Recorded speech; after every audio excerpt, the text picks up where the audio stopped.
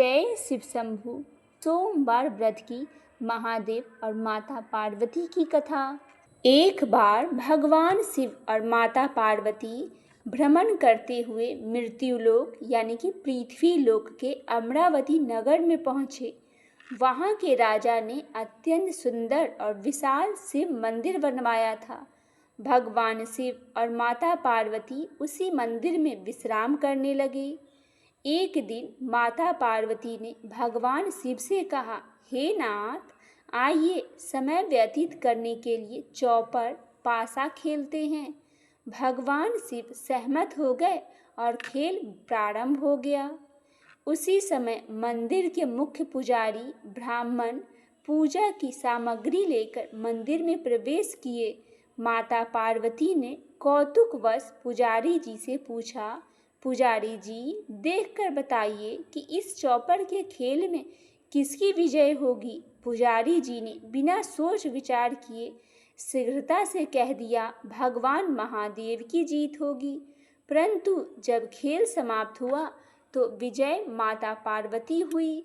पुजारी जी के इस असत्य यानी कि गलत कथन से माता पार्वती जी अत्यंत क्रोधित हो गई और उन्होंने पुजारी जी को श्राप दे दिया। तुमने बिना सोचे समझे असत्य कहा है, इसीलिए तुम कोढ़ी हो जाओगे। माता के श्राप के प्रभाव से पुजारी जी तुरंत कोढ़ रोग से ग्रसित हो गए और अत्यंत कष्ट भोगने लगे। कुछ समय बाद उस शिव मंदिर में देवलोक से अप्सराएं पूजा करने आई। उन्होंने पुजारी जी को कोढ़ से पीड़ित देखा तो दयावश उनसे कारण पूछा। पुजारी जी ने माता पार्वती के श्राप की पूरी बात बता दी। तब अप्सराओं ने पुजारी जी से कहा, हे श्रेष्ठ ब्राह्मण, आप निराश न हो। सावन मास के सोमवार का व्रत अत्यंत प्रभावशाली और सर्व पाप नाशक है। आप सावन के सोमवार को नियम पूर्वक व्रत रखें, दिन भर उपवास रखें और शाम को प्रदोष काल में स्नान करके स्वच्छ वस्त्र धारण करें। शुद्ध घी और गेहूं के आटे का चूरमा बनाकर उसके 3 भाग करें। एक भाग भगवान शिव को अर्पित करें और दूसरा भाग मंदिर में उपस्थित भक्तों को बांटें और तीसरा भाग स्वयं प्रसाद के रूप में ग्रहण करें। ऐसा करने से आपका यह असाध्य रोग अवश्य नष्ट हो जाएगा। अप्सराओं के बताए अनुसार पुजारी जी ने सावन के पहले सोमवार से निष्ठापूर्वक व्रत और पूजा आरंभ की। भगवान भोलेनाथ और माता पार्वती की अनुकंपा से पुजारी जी का कोढ़ पूरी तरह ठीक हो गया और उनका शरीर पुनः कांतिवान हो गया। कुछ समय पश्चात भगवान शिव और माता पार्वती पुनः उस मंदिर में पधारे। पुजारी जी को पूर्णतः स्वस्थ देखकर माता पार्वती आश्चर्यचकित हो गई। उन्होंने पुजारी जी से कहा, तुम्हारा यह भयानक रोग किस उपाय से दूर हुआ है। पुजारी जी ने माता के चरणों में प्रणाम करके सावन सोमवार व्रत का पूरा विधान और महिमा बताई। सावन सोमवार का व्रत करने से भगवान शिव और माता पार्वती की असीम अनुकंपा प्राप्त होती है। इस व्रत से बड़े शारीरिक रोग, मानसिक कष्ट और जाने अनजाने में हुए पापों का नाश हो जाता है तथा जीवन में सुख, शांति और आरोग्य की प्राप्ति होती है। बोलिए हर हर महादेव। आइए भक्तजनों, सुनते हैं एक और सावन सोमवार की कथा।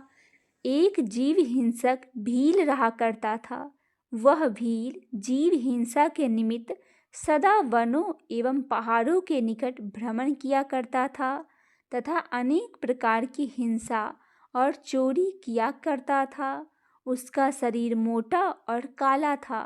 वह हाथों में धनुष धारण करता था, काला जामा पहनता तथा हाथों में गोह के चमड़े का मोजा बांधता था। कमर में तरकस रखता था। वह सदा बाघ, चीता, तेंदुआ, खरगोश, भालू आदि पशुओं को मारकर अपने कुटुंब का भरण पोषण किया करता था। अनेक पक्षियों का भी वह वध कर डाला करता था। एक दिन इस भील के परिवार वालों ने भील से कहा, हे वंचर, आज कहीं से भी चोरी आदि किसी भी युक्ति से हमें खाने के लिए कुछ भक्ष्य पदार्थ लाकर दो। अपने कुटुंब द्वारा इस प्रकार की प्रार्थना सुनकर भील धनुष बाण लेकर मृग हिंसा के लिए जंगल में जाकर शिकार ढूंढने लगा।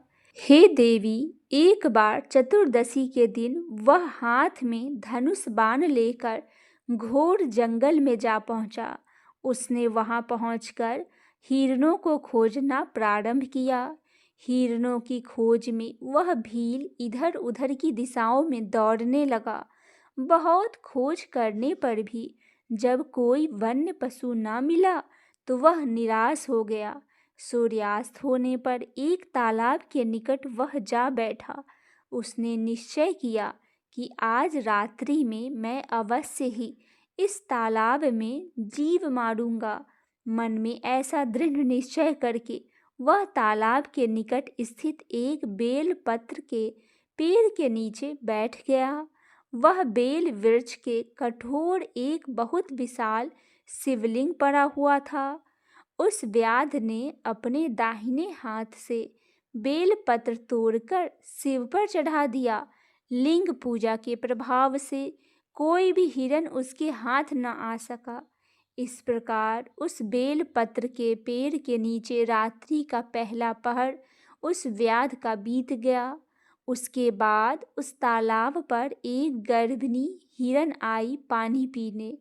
एक हिरण चकित दृष्टि से चारों ओर देख रही थी। इसी बीच शिकारी ने भी उसे देख लिया। उसने अपने धनुष बाण चढ़ाया और साथ ही बेल पत्र तोड़कर शिवजी पर चढ़ा दिया। हिरनी ने भी उस शिकारी को देख लिया। हिरनी ने उस व्याध से कहा, हे महाव्याध, जरा रुको, तुम मुझे क्यों मार रहे हो? व्याध ने कहा, मेरा परिवार भूख से पीड़ित है। मैं तुम्हारे द्वारा उन सबों की भूख शांत करूंगा। शिवजी ने कहा, हे देवी, एक पहर की पूजा के प्रभाव से उस व्याध का चतुर्थांश पाप नष्ट हो गया।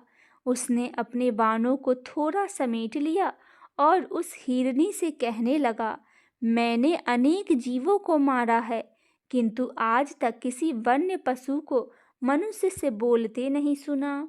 मुझे तुम्हारी बातों से बड़ा कौतूहल हो रहा है। तुम किस वंश से उत्पन्न हुई हो और कहाँ से आई हो? हिरनी ने उस व्याध से कहा, हे व्याध, मैं पूर्ण जन्म में रंभा नामक इंद्रपुरी की अप्सरा थी। मैं अत्यंत सुंदर होने के कारण मेरे मन में बड़ा गर्व था।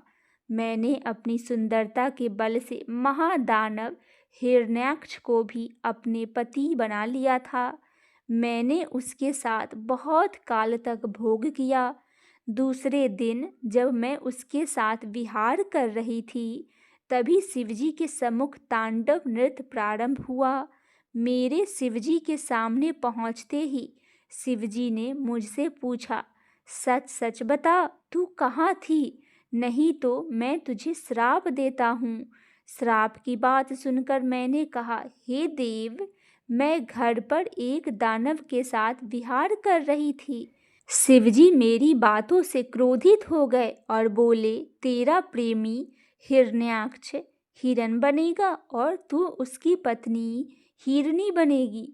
तुम 12 वर्ष से कुछ अधिक ही सुख से रहित रहोगी। पारस्परिक शोक के कारण ही तुम्हारा श्राप का अंत होगा। जिस समय तेरे सामने व्याध आएगा, तब तुम्हें पूर्ण जन्म का स्मरण हो जाएगा। वहाँ मेरे लिंग का दर्शन करने से तेरा छुटकारा होगा और तू अपने स्वरूप को प्राप्त हो जाएगी। हिरनी ने उस व्याध से कहा, शिवजी के श्राप से मैं इस पृथ्वी पर हिरनी होकर घूम रही हूँ। मैं इस समय गर्भिणी हूँ, अतः मुझे मारो मत। इसी रास्ते से एक दूसरी हिरनी आ रही है। तुम उसे मारकर अपने कुटुंब का भरण पोषण करना। मैं प्रसव करने के बाद कल तुम्हारे पास आऊंगी। ऐसे में शपथ पूर्वक मैं कहती हूँ। शिवजी ने कहा, उस हिरनी की बात से वह व्याध असमंजस में पड़ गया। फिर कुछ सोचकर उससे दूसरे दिन आने का वचन लेकर उसे छोड़ दिया। उस हिरण ने व्याध के पास पुनः आने के लिए शपथपूर्वक निम्नलिखित वचन कहे। हे व्याध, जो द्विज वेद भ्रष्ट होकर संध्योपासन आदि कर्म से रहित हो, दाने के बीच विघ्न डालने वाला हो, जो दीपक से दीपक जलाता अथवा पैर से पैर धोता हो, जो अपने स्वामी, मित्र, बालक, ब्राह्मण आदि का वध करता हो, तो सपत्नियों में द्वेष रखता हो, जो कृषक एक ही हल में 3 बैलों को चलाता हो, जो वेद निंदक हो, जो कुटुंब का पालन पोषण न करता हो, जो माता पिता में श्रद्धा न रखता हो, जो पर स्त्री गामी हो, इन सबों की भागनी मैं बनूं, यदि अपनी प्रतिज्ञा पूरी न करूं। दूसरा प्रहर आने पर व्याध शिव का उच्चारण करता रहा। उसे नींद नहीं आ रही थी। इसी बीच तालाब पर दूसरी हिरनी आई। शिकारी ने उस हिरनी को देखकर बेल पत्र चढ़ा दिया। उसके बाद उस शिकारी ने वान धनुष पर चढ़ा लिया। हिरनी ने उस शिकारी से पूछा, हे धनुषधारी, मैं जानना चाहता हूँ कि इस रास्ते से एक गर्भिणी हिरनी आई थी अथवा नहीं। आप सच सच बतावे। शिवजी ने कहा। उस हिरनी की बात सुनकर शिकारी चकित हो गया। उसकी बोली भी पहली हिरनी जैसी ही लगती थी। शिकारी ने कहा, पहली हिरनी घर चली गई है, अब मैं तुझे मारकर अपनी भूख मिटाऊंगा। हिरनी ने कहा, मैं इस समय कामातुर हूँ, ब्रहानल में तृप्त हूँ, तुम मुझे छोड़ दो। इसी रास्ते एक मृग आने वाला है, उसके द्वारा तुम्हारी तृप्ति हो सकेगी। शिवजी ने कहा। उस व्याध ने हिरनी से शपथ लेने के लिए कहा। उस हिरनी ने भी पहली हिरनी की भांति ही शपथ लिया और शिकारी के चंगुल से मुक्त हो गई। वह हिरनी जल पीकर पलायित हो गई। व्याध उसी पेड़ के नीचे बैठा रहा। उसका तीसरा पहर भी समाप्त हो गया। उसने बेल पत्र तोड़कर शिवजी पर डाल दिया। इसके अनंतर उस व्याध ने एक विशालाक्ष हिरनी को देखा। वह अत्यंत हष्ट पुष्ट सुडौल आकार वाला था। उसको मारने के लिए व्याध ने धनुष पर बाण चढ़ा लिया। उधर उस शिकारी को हिरनी ने भी देख लिया।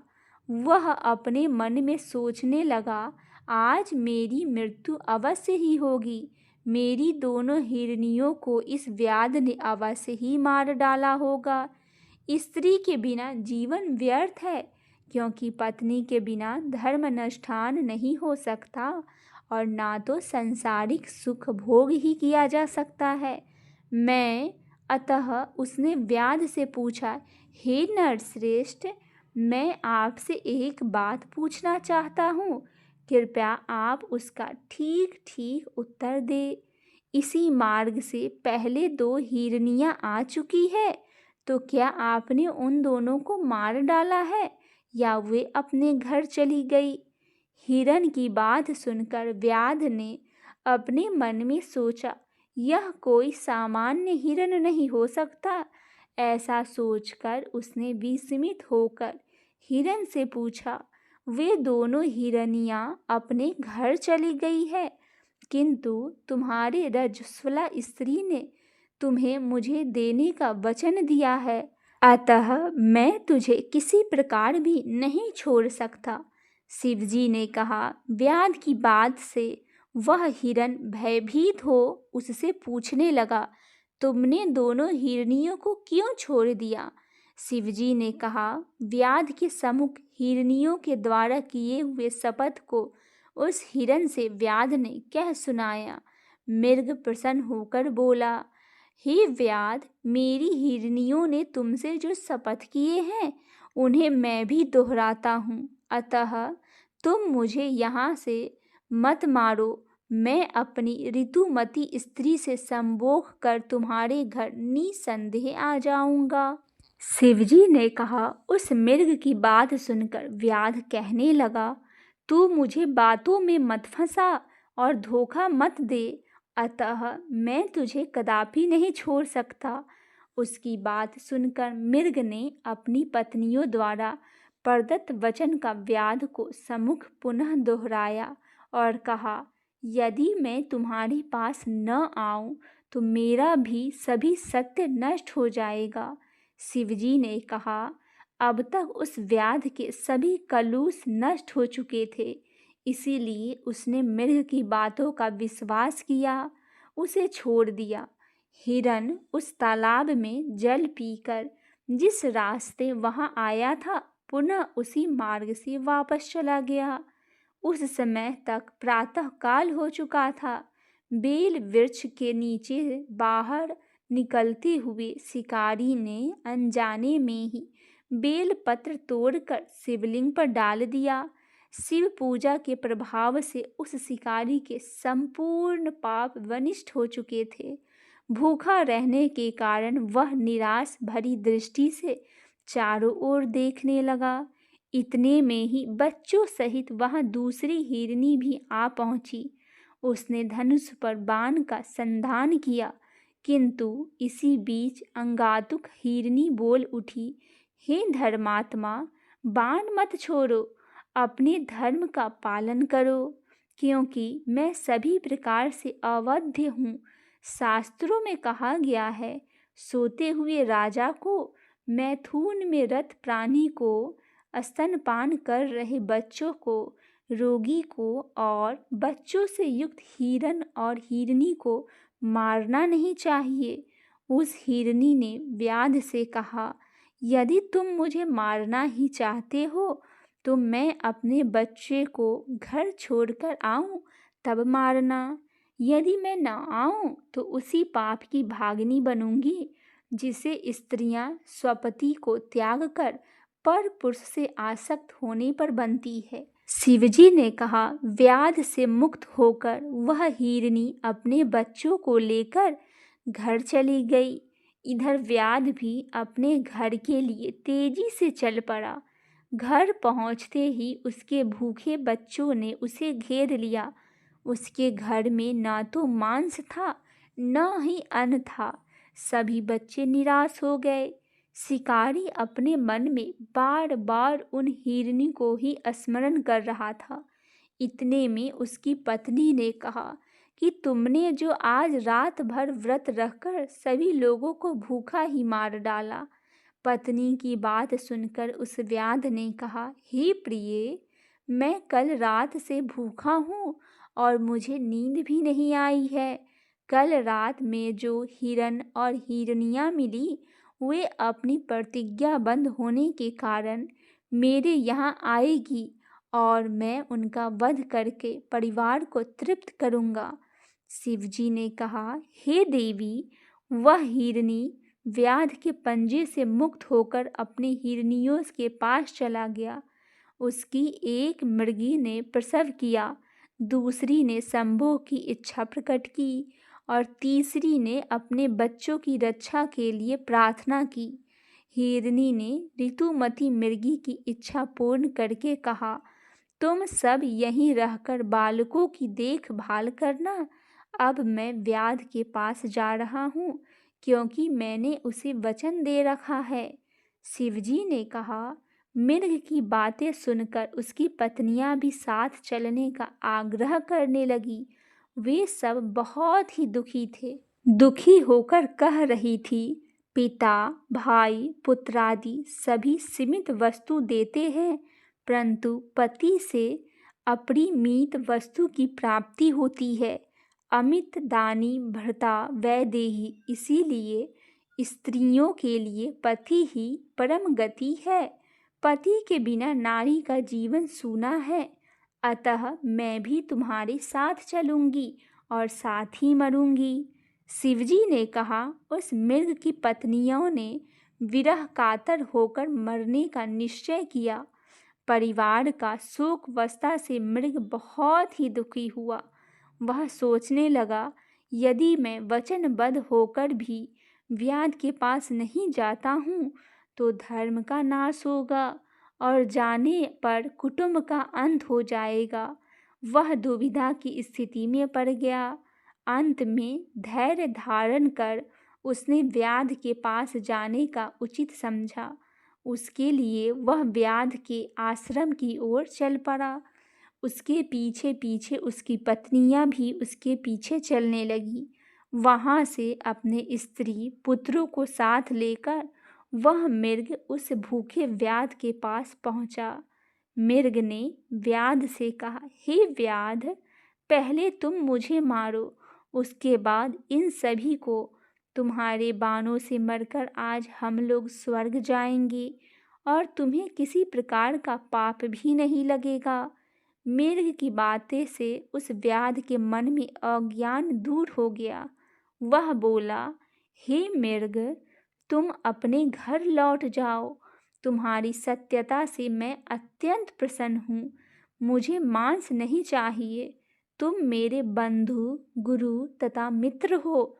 मैंने आज से अहिंसा का व्रत ले लिया है और अपने हिंसक शास्त्रों को तोड़कर फेंक दिया। अतः अब तुम निर्भय होकर लौट जाओ।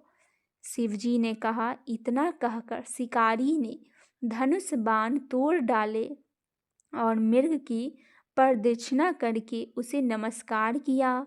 स्वर्ग में देवों की दुर्दभी बजने लगी और पुष्पवृष्टि होने लगा। इतने में देवदूत सुंदर विमान लेकर स्वर्ग से आ उपस्थित हुए। उसने शिकारी से कहा, हे महाव्याध, इस विमान में बैठकर निसंदेह स्वर्ग को चलो। शिवरात्रि के प्रभाव से तुम्हारे सभी पाप नष्ट हो चुके हैं। शिवरात्रि के दिन तुमने अनजाने में ही उपवास और जागरण द्वारा शिवजी की पूजा कर डाली। हे धर्मात्मा, तुम्हारा इसी नाम से नक्षत्र मंडल में अस्थायी निवास होगा। इसके बाद उसने उस मृग को संबोधित करके कहा, हे मृग, तुम अपनी स्त्री और पुत्रों को विमान में बैठाकर स्वर्गरोहण करो। अपनी तीनों भार्याओं, स्त्रियों सहित नक्षत्र पद प्राप्त करो। तुम्हारे नाम से ही वह नक्षत्र प्रसिद्ध होगा। शिवजी ने कहा। इतना सुनकर वे सभी विमान में बैठकर नक्षत्र लोक गए। आगे 2 हिरनियां, पीछे हिरण। इन तीनों ताराओं से युक्त मार्गशीर्ष नक्षत्र है। यह नक्षत्र आज भी आकाश में दृष्टिगोचर होता है। इसकी पीठ पर अद्रा नामक दूसरा नक्षत्र लगा है। शिवजी ने कहा, हे पार्वती, मैंने ऐसे महत्व व्रत का तुमसे वर्णन किया है। यह व्रत शिवलोक की प्राप्ति कराने वाला है। इस व्रत के समान पापनाशक, मोक्षदायक दूसरा कोई व्रत नहीं है। इसीलिए सभी मनुष्य को इस व्रत को अवश्य ही करना चाहिए। आइए महादेव की परम कृपा को दर्शाने वाली ऋषि मार्कंडे और महामृत्युंजय की कथा सुनते हैं विस्तार से। प्राचीन काल में मार्कंडे नाम का एक महान ऋषि रहते थे।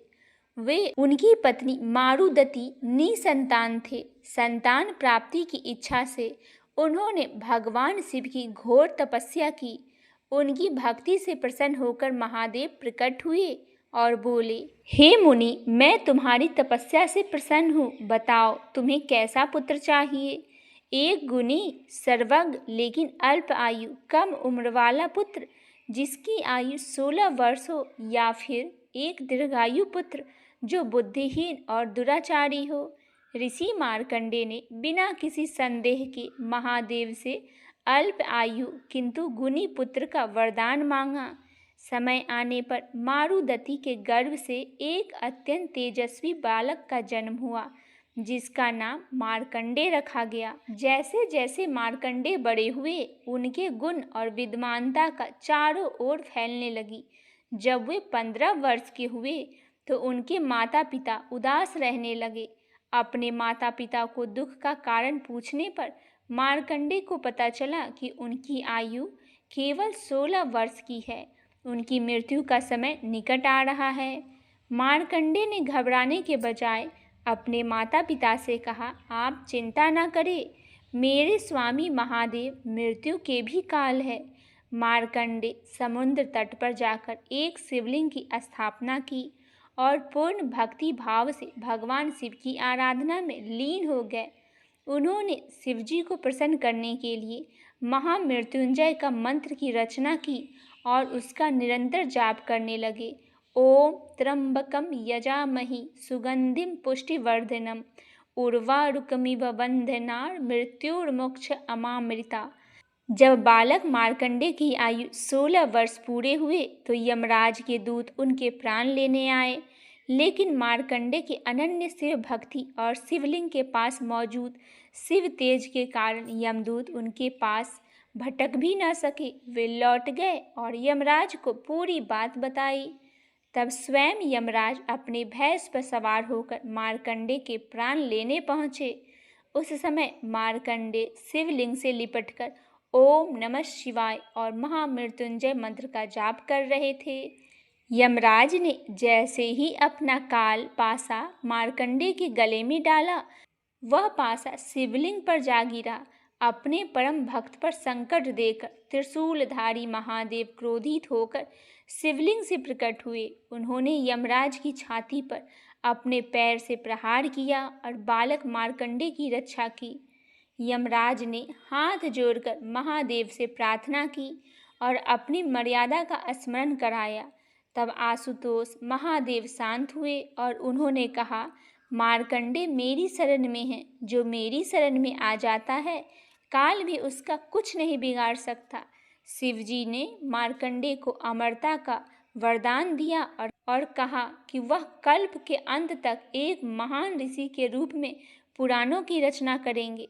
तभी से महादेव का एक नाम काल के भी काल और मार्कंडे नाथ भी पड़ा।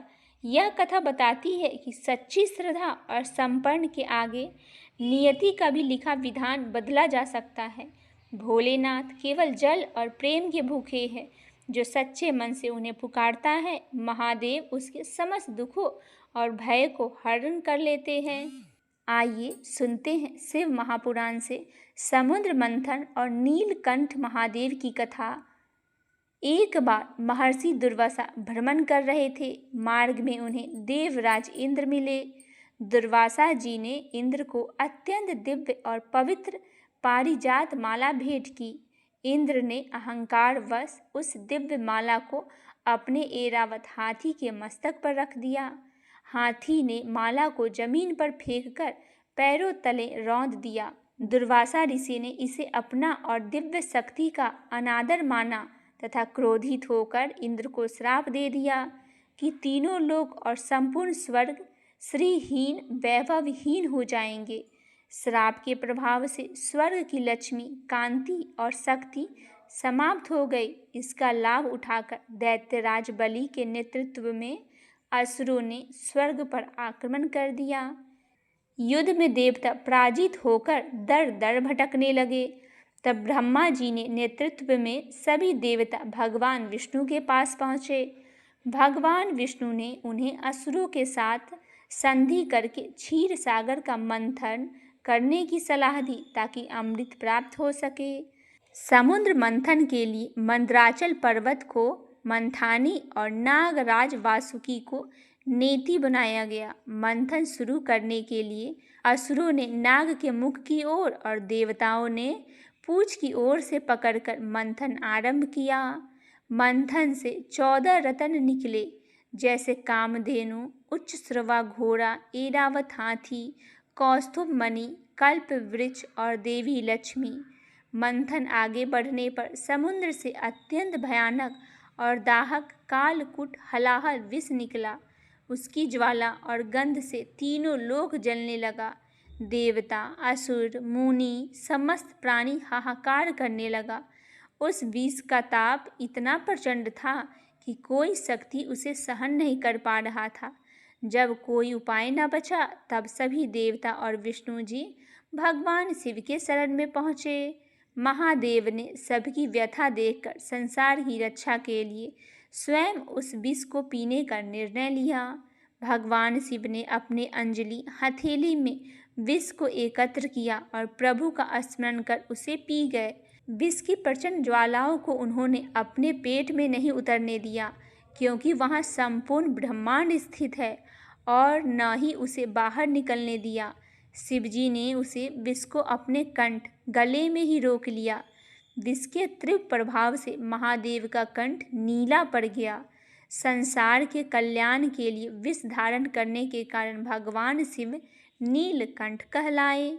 विष की जलन को शांत करने के लिए देवताओं ने उन पर जल की धारा अर्पित की और चंद्रमा ने उनके मस्तक पर विराजित होकर उन्हें शीतलता प्रदान की। शिव महापुराण की इस कथा में सच्चा ईश्वर या महान वही है जो दूसरों के संकट को स्वयं सहकर संपूर्ण संसार का कल्याण करता है।